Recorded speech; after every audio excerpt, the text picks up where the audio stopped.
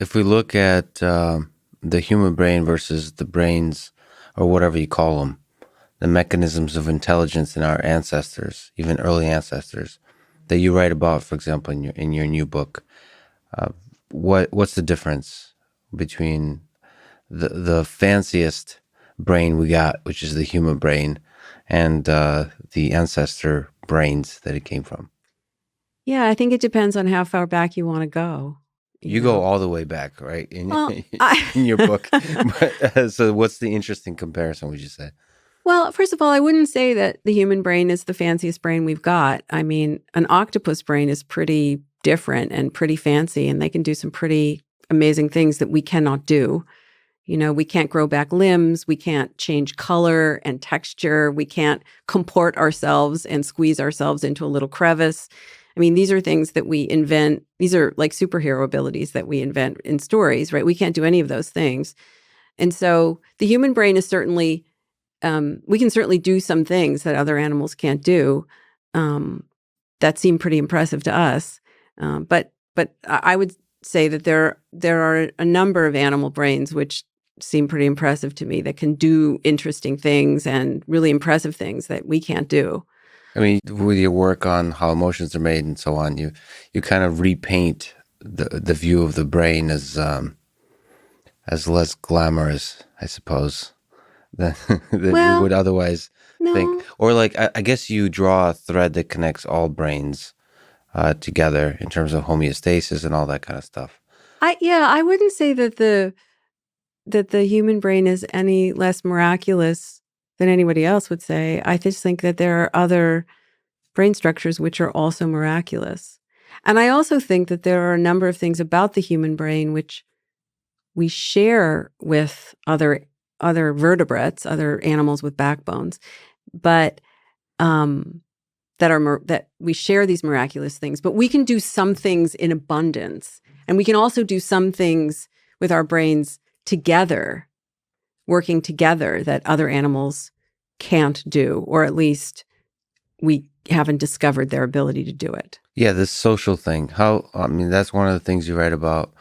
How do you make sense of the fact, like the book Sapiens, and the fact that we're able to kind of connect, like network our brains together, like you write about. I'll try. I'll try to stop saying that. uh, is that is that like some kind of feature that's built into there? Is that unique to our human brains? Like, how do you make sense of that?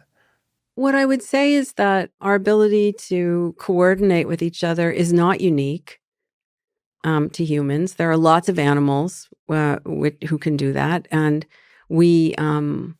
But what we do with that coordination is unique because of some of the structural features in our brains, and it's not that other animals don't have those structural features. It's we have them in abundance. Mm. So, the human brain is not larger than you would expect it to be for a primate of our size.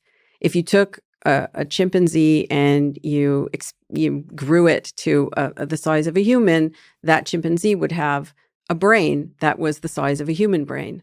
So there's nothing special about our brain in terms of its size. There's nothing special about our brain in terms of the basic blueprint that builds our brain from an embryo is the basic blueprint that builds all mammalian brains and maybe even all vertebrate brains. Um, it's just that because of its size, and particularly because of the size of the cerebral cortex, which is the a part that people mistakenly attribute to rationality. you Why know, mistakenly? Isn't that well, all where all the clever stuff happens? well, no, it really isn't. And I will also say that lots of clever stuff happens in animals who don't have a cerebral cortex. But Right. um, but uh, but because of the size of the cerebral cortex and because of some of the features that are enhanced by that size, that gives us the capacity to do things like build civilizations, um, and coordinate with each other, not just to manipulate the physical world, but to add to it in very profound ways. Like, other animals can cooperate with each other and use tools. We draw a line in the sand and we make countries, and then we create, we create citizens and immigrants. But also ideas. I mean, the countries are centered around the concept of like ideas. What do you think a citizen is and an immigrant? Those are ideas. Right. Those are ideas that we impose on reality and make them real. And then they have very, very serious and real effects, physical effects on people. What do you think about the idea that a bunch of people have written about, Dawkins with memes, which is like ideas are breeding, like we're just like the canvas for ideas to breed in our brains. So this kind of network that you talk about of brains is just a little canvas for ideas to then compete against each other and so on. I think as a rhetorical tool, it's cool to think that way. So I think it was Michael Pollan. I don't remember if it was in The Botany of Desire, but it was in one of his early books on botany and gardening, where he wrote about plants sort of utilizing humans for their own evolutionary purposes, which is kind of interesting. You can think about a human gut in a sense as a propagation device for the seeds of tomatoes and what have you. So it's kind of cool. So I think rhetorically it's an interesting device, but ideas are, as far as I know, invented by humans, propagated by humans. So I don't think they're separate from human brains in any way. Although it is interesting to think about it that way. Well, of course, the ideas that are using your brain to communicate and write excellent books, and they basically picked you, Lisa, as an effective communicator, and thereby are winning. So that's an interesting worldview. to think that there's particular aspects of your brain that are conducive to certain sets of ideas, and maybe those ideas will win out. Yeah, I think the way that I would say it really, though, is that there are many species of animals that influence each other's nervous systems, that regulate each other's nervous systems. And they mainly do it by physical means. They do it by chemicals, scent. They do it by, so termites and ants and bees, for example, use chemical scents. Mammals like rodents use scent, and they also use hearing, audition, and that little bit of vision. Primates, non-human primates add vision, right? Mm-hmm. I think everybody uses touch.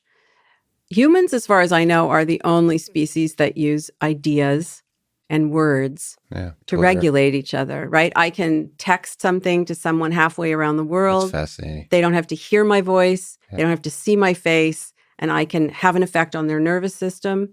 And ideas, the ideas that we communicate with words, I mean, words are, in a sense, a way for us to do mental telepathy with each other, right? I mean, I'm not the first person to say that, obviously, but how do I control your heart rate? How do I control your breathing? How do I control your actions with words? It's because those words are communicating ideas.